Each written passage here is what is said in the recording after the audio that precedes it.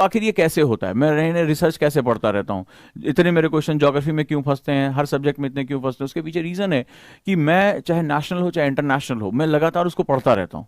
तो मैं इंग्लिश में पढ़कर और आपसे हिंदी में संवाद कर लेता हूँ, आपको मेरी बात समझ में आ जाती है, क्योंकि मेरा एक उत्तरदायित्व है यहाँ पर। ऐसा नहीं कि इंग्लिश बोलने मुझे कोई दिक्कत है, लेकिन एक रिस्पॉन्सिबिलिटी मैंने ली है कि ऐसे बच्चे जिनको सुविधा नहीं मिल पा रही वहां तक मुझे देना है। तो यहां पर मैं आपको पहली बात बता रहा हूं कि अपने मन से ये डर निकाल दो।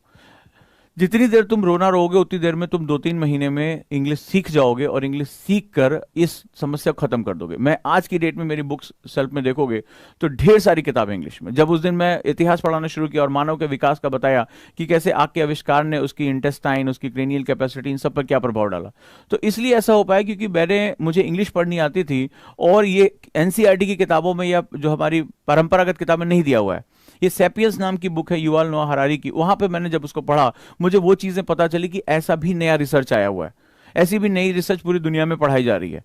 तो वो पढ़ पाता हूं, इसीलिए तुम्हें पढ़ा पाता हूं, इसीलिए मैं जो है हर डायमेंशन में एंटर कर पाता हूं। अगर मुझे इंग्लिश पढ़ने में दिक्कत होती मैं कभी तुमसे बात नहीं कर पाता।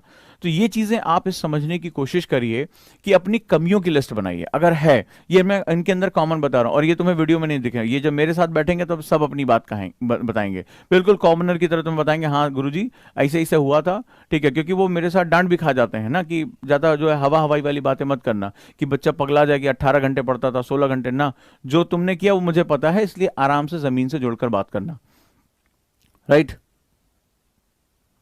तो जितनी देर आप रहोगे उतनी देर आप इंग्लिश जाके ज्वाइन कर सकते हो।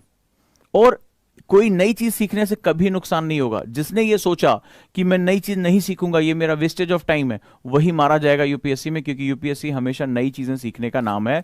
आपको खुद को एक्सप्लोर करते रहना